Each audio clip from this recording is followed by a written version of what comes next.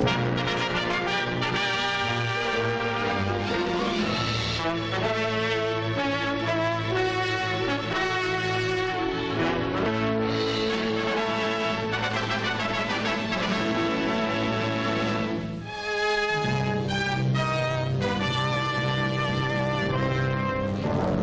greatest secret of the war comes into the open.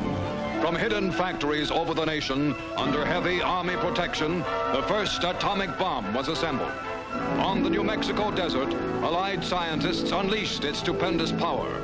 Army cameras 6 miles away recorded the historic moment in the black of night.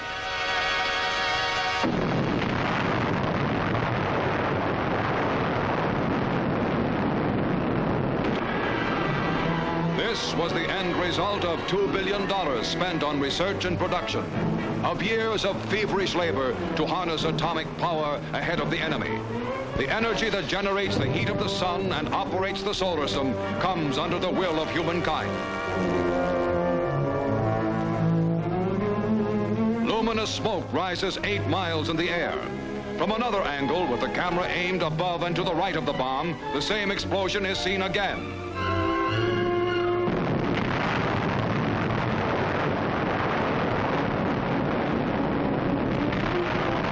This test, the first proof of the atomic bomb's usefulness, was made only 20 days before the Jap base of Hiroshima was blasted from the earth. 2 bombs, the second on Nagasaki, and Japan sued for peace. The blast changes the atomic structure of all substances it contacts. Stone and steel are turned into gas.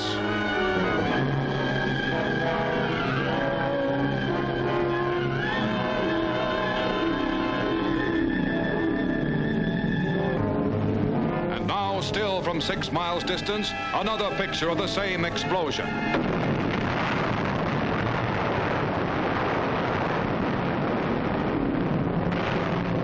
In war, atomic power can level an entire nation in a few days.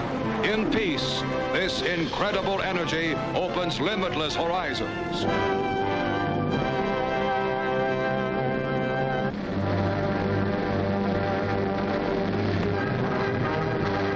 On the 8th day of August, 3 days after the one in which the atomic bomb was dropped in Hiroshima, the Soviet Union declared war on the Japanese Empire. This participation had long been expected by the leaders of the Big Three.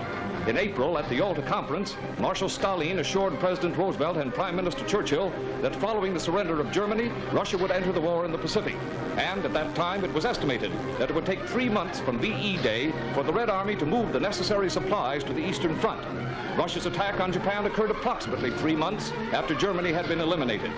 Battle-seasoned troops, veterans of Stalingrad, and the drive across Europe to Berlin smashed over the Manchurian border and hammered back the crack troops of the Japanese army.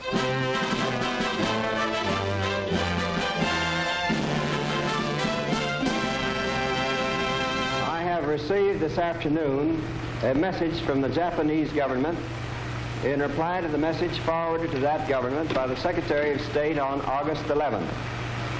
I deem this reply a full acceptance of the Potsdam Declaration, which specifies the unconditional surrender of Japan. In the reply, there is no qualification.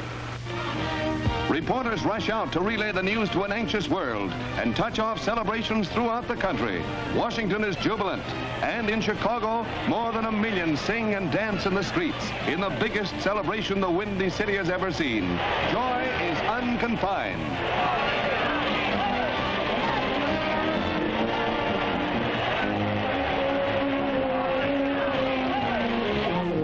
It was 4 o'clock Pacific time in San Francisco when the announcement came, and people were quick to leave their offices for an impromptu, spontaneous celebration.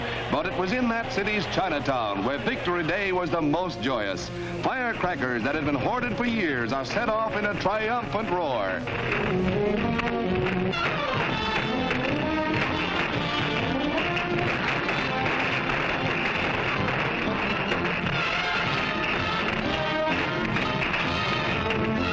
Seattle let loose all the pent-up emotions of 3 years and 8 months of war, and to the victors, the spoils.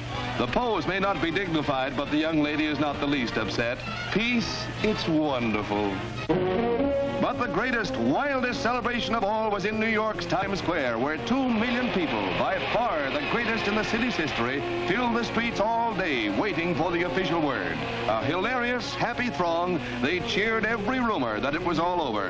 And when President Truman's announcement came at 7 o'clock, the lid really blew off.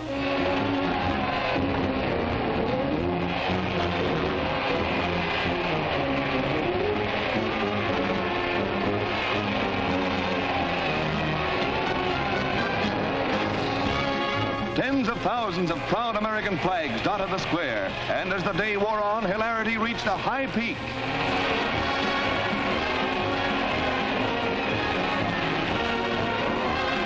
Far into the night, the happy crowd screamed their relief at the end of the greatest war in history. From early Tuesday morning, the celebration went on for 24 hours. New York never celebrated like this before, but never did they have a better reason.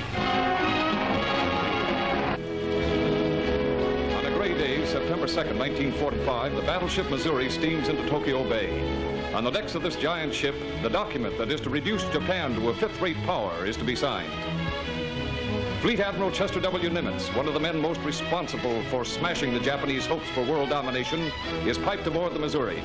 He is met by Admiral Bull Halsey, the man who translated the brilliant naval strategy of Admirals King and Nimitz into the devastating power that ripped the Jap fleet apart and left its ships lying shattered on the coral reefs and in the deeps of the Pacific Ocean. Now General Douglas MacArthur appears, accompanied by high-ranking officers of the United States Army.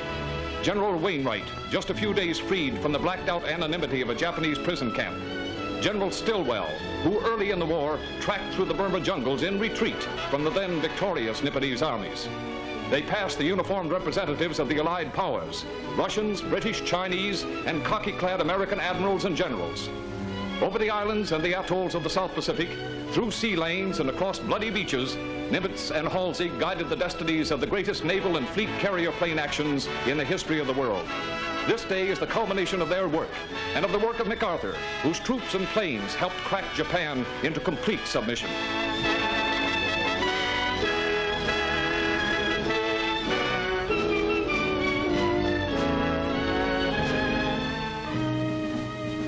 Pulling on the ropes and lipping on the wooden leg that he wears as a memento of an assassination attempt in Shanghai years before, Japanese Foreign Minister Mamoru Shigemitsu is helped up the gangway and piped aboard the Missouri. He is followed by the chief of the Imperial General Staff, Yoshijiro Umetsu, and others representing an emperor who ordered his people to lay down their arms and submit to the first defeat in his empire's history. In the latter half of the 19th century, the feudal Japanese embarked on a career of westernization that progressed with bewildering ease. First, they beat the Chinese, and then in 1905, they equipped the Russians. In World War I, they sided with the Allies, furthering their anachronistic attempt to identify themselves with the Western democracies. Then suddenly, they snatched Manchuria, and in 1937, they attacked China, confident that they could grab all Asia. The rising sun of the greater Asia co-prosperity sphere reached its own particular zenith in the few months following Pearl Harbor. Then it was driven back, far below the horizon.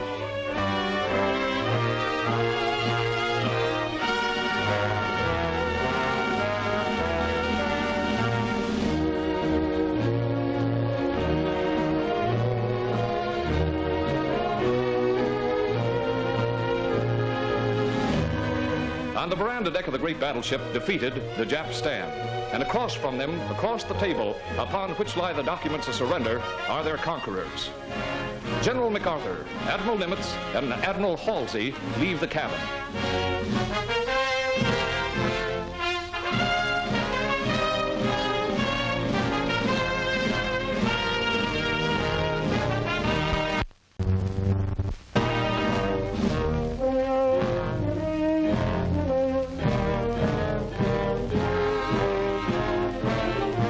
This is MacArthur's drama, and he behaves with the solemnity befitting such a historic occasion.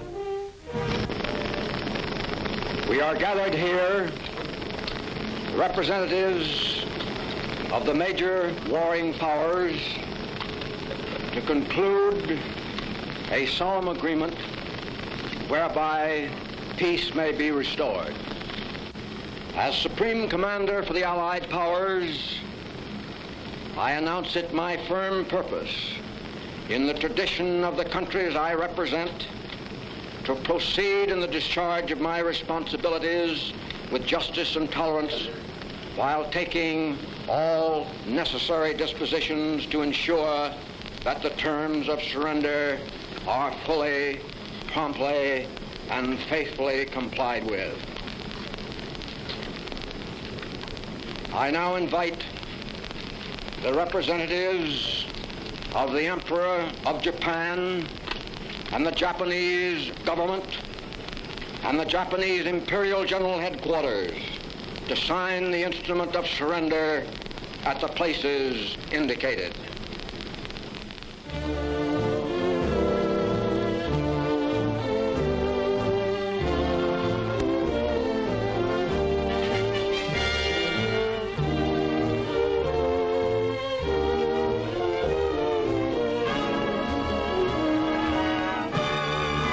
Hesitant and nervous, Shigemitsu signs the obituary to 2,605 years of an unbroken dynasty, during which no foreign troops had occupied Japanese soil.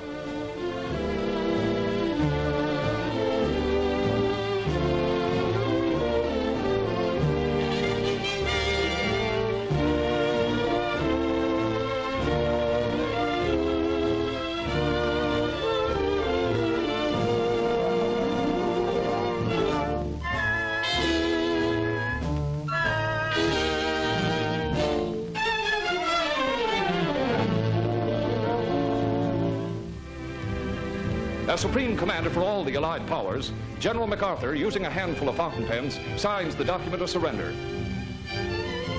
To General Jonathan Wainwright goes the first pen.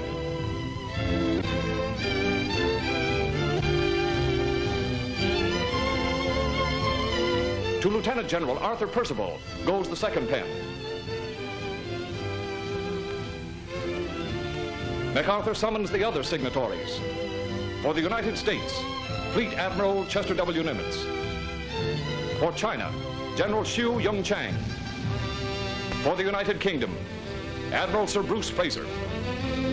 For the Soviet Union, Lieutenant General Kuzma Derivienko. For Australia, General Sir Thomas Blamey. For Canada, Colonel Lawrence Boer Cosgrove. For France, General Jacques Leclerc. For the Netherlands, Admiral C.E.L. Helfrich. For New Zealand, Air Marshal L.M. Isaac. The members of the Japanese delegation tensely watch the signing and possibly contemplate the grave future of their country. Then Lieutenant General Richard K. Sutherland hands them their copy of the surrender, and almost 4 years of war are over.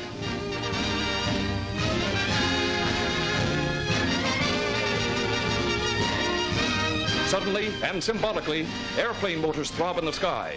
400 B-29s and 1,500 fleet carrier planes rocket through the air.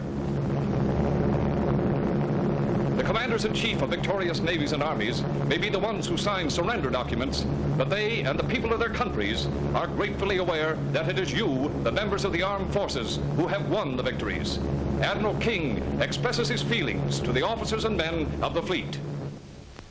I wish to tell you briefly how I feel about the way you have performed your tasks in this war. The very scope of our victory bears ample testimony to your magnificent courage and teamwork. You are part of the greatest naval force the world has ever seen. To each and every one of you, my congratulations and thanks. To those of you who will begin returning to civil life, I wish the best of luck. You have well deserved the gratitude of your fellow Americans. To those of you who choose to remain in the Navy, we of the regular Navy are proud to welcome you aboard. A great task is still ahead of us, and we must rededicate ourselves to maintaining a lasting peace.